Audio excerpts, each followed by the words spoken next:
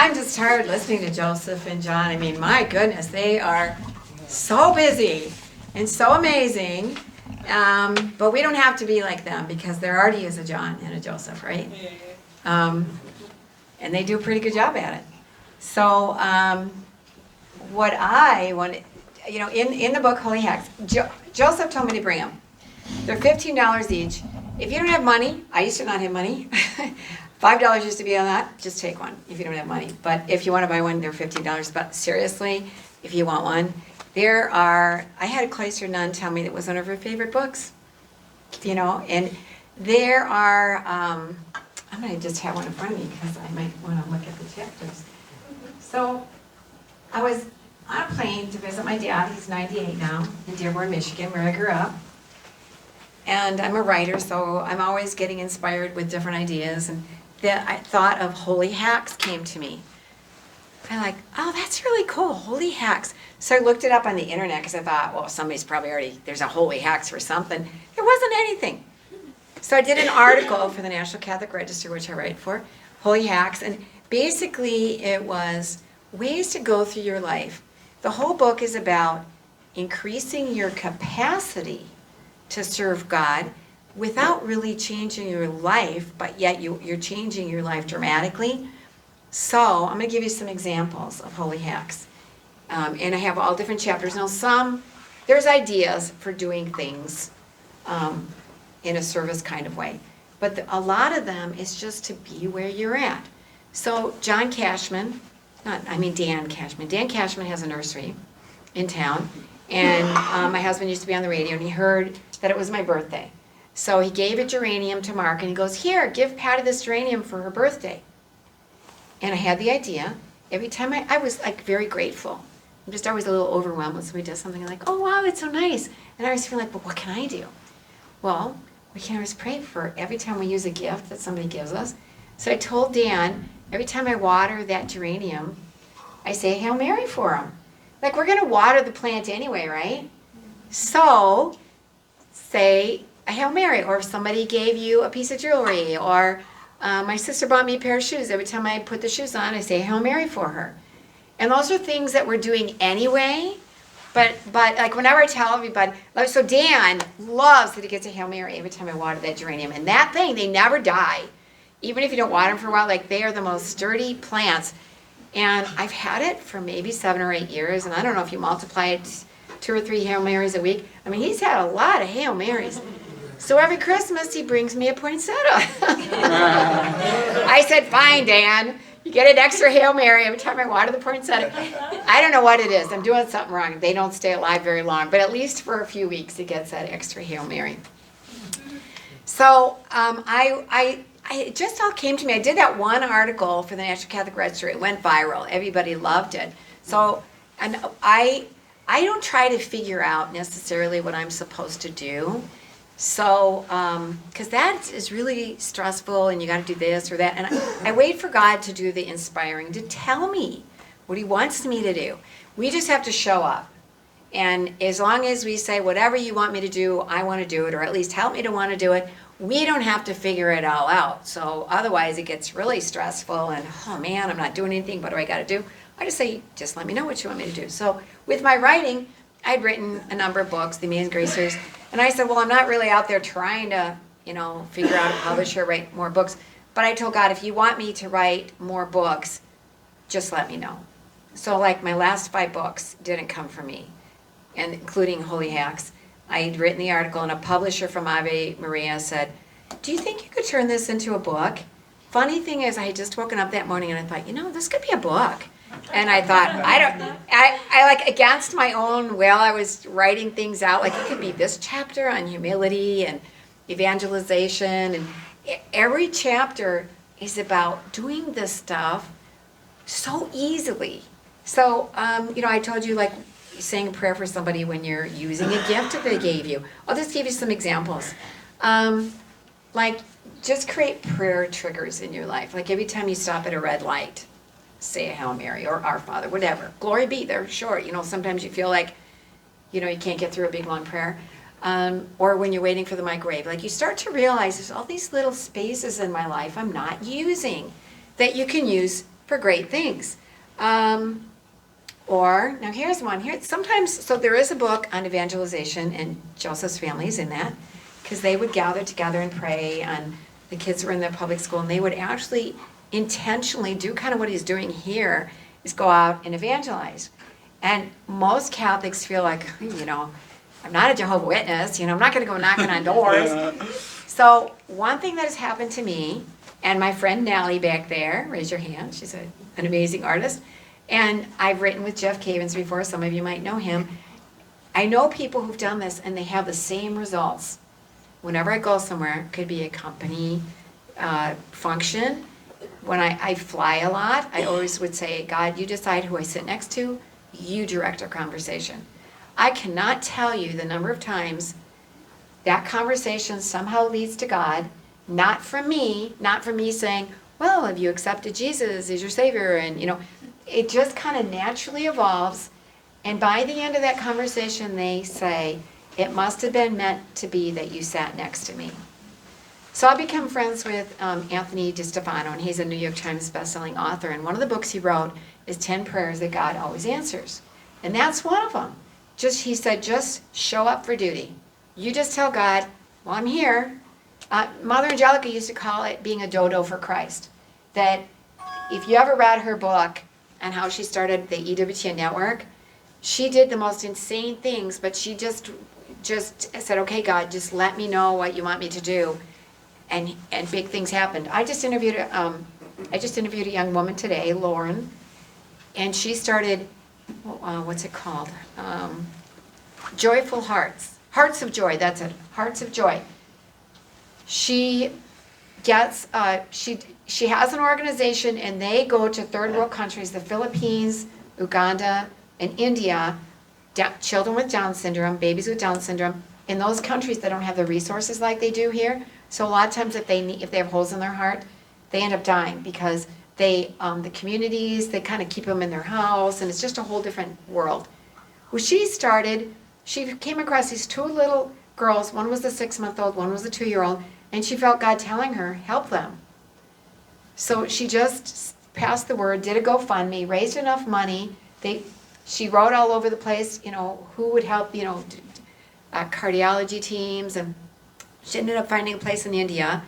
And for $5,000 a person, covering all the expenses, she was able to get heart surgeries for these children. It started with the 2 girls, and now she has a whole organization. In 5 years, she's helped 100 people.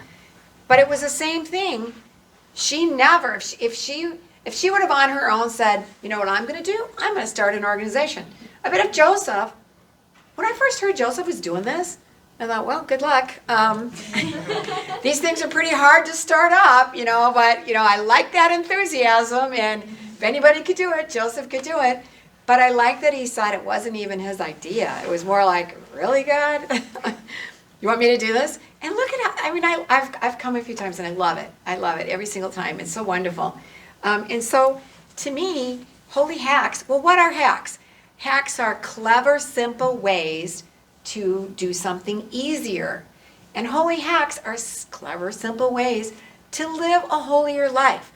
On the outside, a lot of people aren't even going to notice, but in the inside, you are completely changing on the inside so that you are walking closer with our Lord, and you are increasing your capacity to grow in holiness.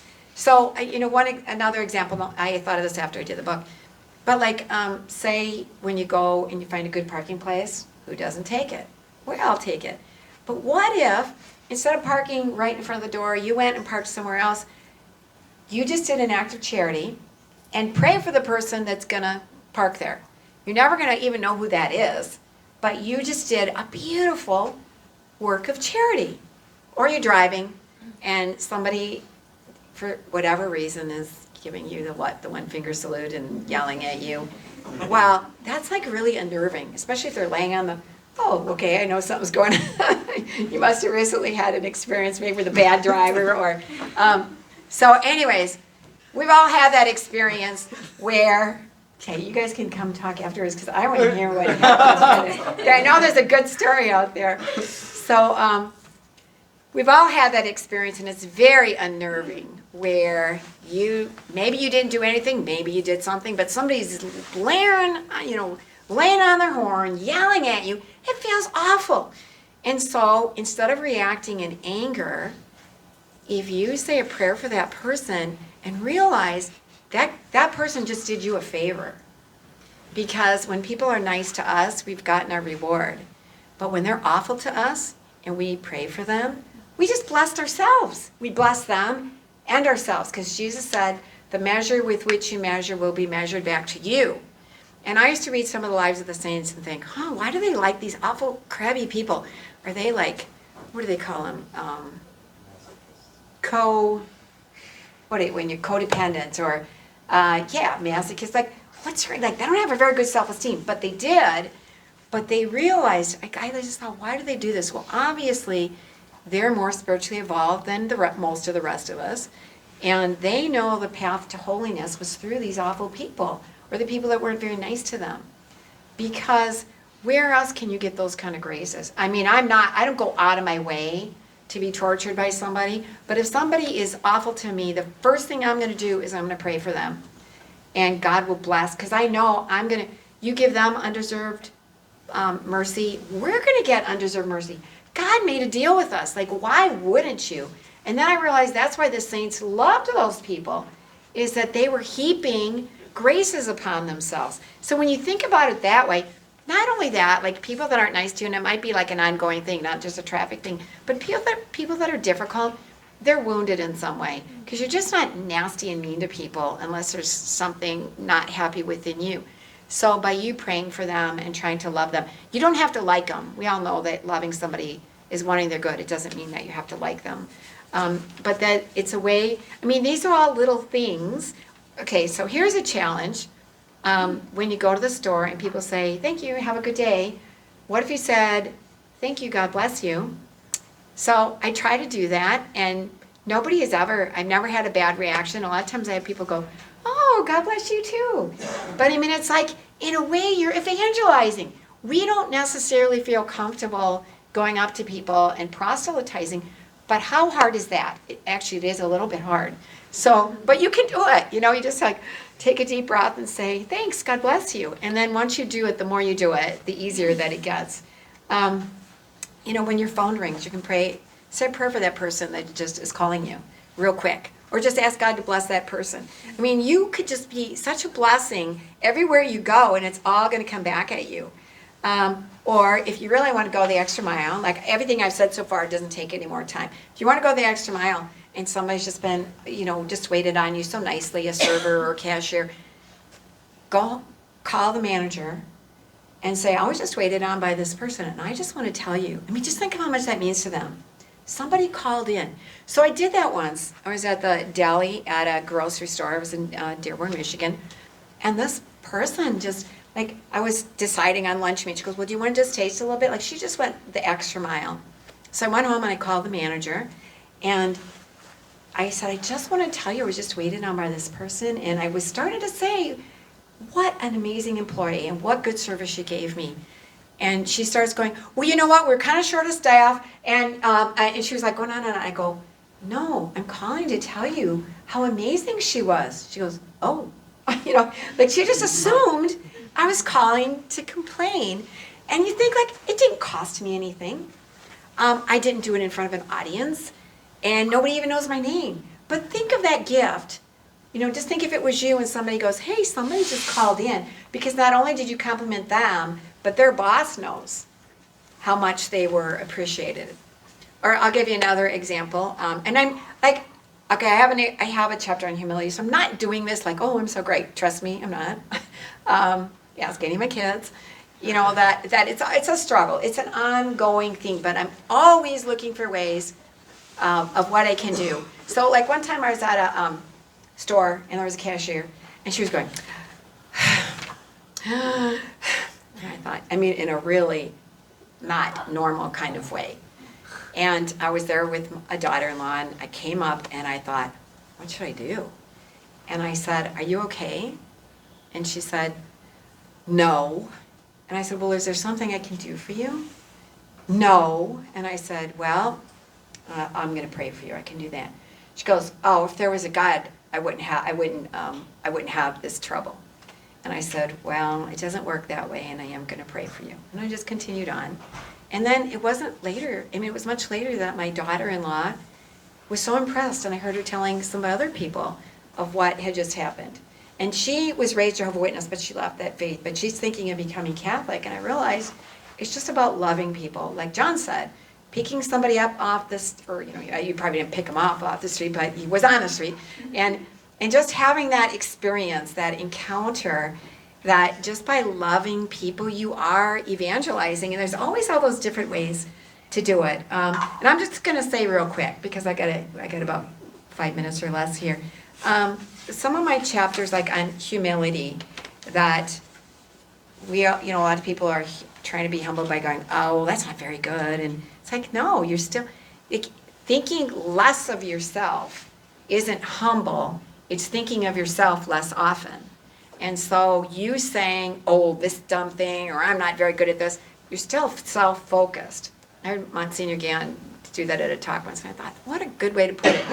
So it's really about being focused on God and on others, and then everything else kind of falls into place. And Mother Teresa, she was one of the most humble people. If any of you knew of her, read about her, she was so humble, and yet with humility comes confidence, because she said, I know who I am. So praise doesn't touch her, but neither do insults. And so when you're humble, it's like, if you make a mistake, gosh, I'm really sorry, because you don't think you're so perfect. And it just is very freeing, because you don't have to try to perform and try to convince everybody that you're so great. I did a chapter on fasting, and I just want to say fasting is so powerful, and it's something that I'm not very good at it. I want to do more, because I hear of how powerful it is to have your prayers answered. But one thing that St. Francis de Sales said, he said, don't ever push your chair away from the table without having, I'm trying to remember the right word he used, without having somehow sacrificed something. So like maybe not putting ketchup on your fries, or you didn't put mustard on your hot dog. Such a small thing, but in a way it's kind of a big thing, because those are the things, like if you don't have mayonnaise on your sandwich, you're going to miss it. But in reality, well, how big of a sacrifice is that? But it is kind of big, because we are intentionally depriving ourselves of something. And so we are engaging in fasting, which is very powerful, and uniting us closer to God, and also praying for whatever our intentions are. So I think, I want to say one last thing, and then I'll be done. And I learned this from Father Kovash. He was a speaker at one of the women's retreats once, and he talked about the rosary of gratitude. And he said, Jeff Cavins, who I've written books with before, he talks about suffering and praise. So we're going to get back to the rosary in just a second. And he said, don't ever miss out on the power of your suffering, even low-level suffering. Because usually we think like, oh my gosh, I broke my arm, I'm going to offer this up. What if you made a wrong turn on the way here? That is an inconvenience. Offer that up. And he said, we waste our low-level suffering. So every little thing, every little inconvenience, and instead of looking at it like, what if you get a flat tire? Okay, offer it up. But don't just offer it up, start praising God. Like Jeff Cavins said, every time in the Bible when something went wrong, even if the Israelites were grumbling, the very next thing they did is they start praising God. And so by thanking God, like, yeah, I got a flat tire, but guess what? I can call a tow truck, I got a car. And so my last thing is that Father Kovash, when he talked about the rosary of gratitude, he takes rosary beads, and on every bead, it takes like 5 minutes. You think of something you're thankful for. Could be the Eucharist, the Mass, indoor plumbing, a washing machine, screens, sunscreen. I mean, when you start to think about what life would be like without these things, and like he said, now he's thanking God for things he used to complain about, and it's a good way to go to sleep at night. I mean, it's just like, it just fills you with blessings, and you realize how blessed you are, and fills you with joy, and it's so easy. When you think about it, you can go through the whole rosary bead very quickly. Thank you for clothing, thank you for a soft bed, thank you for confession. And I mean, it's just, once again, it's like these little things that completely change your life. So that's all I had to say.